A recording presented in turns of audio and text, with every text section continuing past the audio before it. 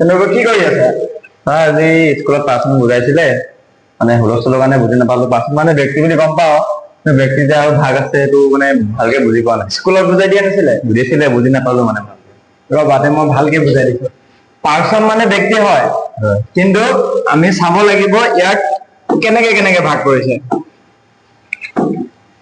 এতিয়া পাৰ্চন হল ব্যক্তি বা পুৰুষ।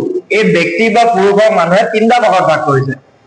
প্ৰথম পুৰুষ ফাৰ্ষ্ট পাৰ্চন, ছেকেণ্ড পাৰ্চন হৈছে দ্বিতীয় পুৰুষ, আৰু থাৰ্ড পাৰ্চন হৈছে তৃতীয় পুৰুষ। ইয়াত দুটা ভাগত ভাগ কৰা নাই, মতা মানুহ মাইকী মানুহ ভাগ কৰা নাই।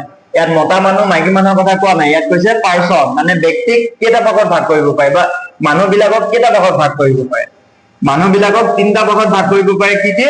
এটা হৈছে এইটো কি ফাৰ্ষ্ট পাৰ্চন, এটা হৈছে ছেকেণ্ড পাৰ্চন, আৰু এটা হৈছে থাৰ্ড পাৰ্চন। এতিয়া এই ফাৰ্ষ্ট ছেকেণ্ড থাৰ্ডত আমি কেনেকে ভাগ কৰিব পাৰো চোৱা। এইখন এখন চাৰ্ট মই ধুনীয়াকে লিখি দিছো। এতিয়া ইয়াত আছে ফাৰ্ষ্ট পাৰ্চন 1 নম্বৰ, এইটো ছেকেণ্ড পাৰ্চন, আৰু এইটো থাৰ্ড পাৰ্চন। এই ফাৰ্ষ্ট পাৰ্চনত আমি দুটা ভাগত ভাগ কৰিছে, এটা হৈছে সিংগুলাৰ, এটা হৈছে প্লুৰেল। এইখিনি আমি পিছত শিকিম। ফাৰ্ষ্ট পাৰ্চন বুলি কওঁতে আমি এতিয়া কথা পাতি আছো, হয়? কথা কোনে কৈ আছে? মই কৈ আছো। মই কৈ থকাৰ কাৰণে মই ফাৰ্ষ্ট পাৰ্চন। ইয়াত কথা কোৱা আৰম্ভটো কোনে কৰিছে? মই কৰিছো। সেইটো কাৰণে ইয়াত মই ফাৰ্ষ্ট পাৰ্চন, আইটো হৈছে ফাৰ্ষ্ট পাৰ্চন।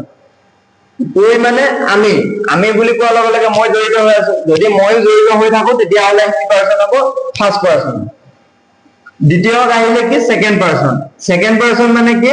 তাত 2 নম্বৰ ব্যক্তি মানুহজন জড়িত হৈ থাকিব লাগিব। কৈ থকা মানুহজন ফাৰ্ষ্ট পাৰ্চন। এতিয়া তোমাক মই কৈ আছো, শুনি আছা তুমি, হয়নে? তুমি শুনি থকাৰ কাৰণে তুমি হৈছা ছেকেণ্ড পাৰ্চন। কৈ থকা মানুহজন প্ৰথম মই, শুনি আছা তুমি, এই 2 নম্বৰ পৰিছে, সেইকাৰণে সি ছেকেণ্ড পাৰ্চন। এতিয়া থাৰ্ড পাৰ্চন বুলি ক'লে আমি কি বুজি পাম? আমি এতিয়া কথা পাতি আছো, আমিতো বেলেগৰ বিষয়ে কথা পাতি আছো।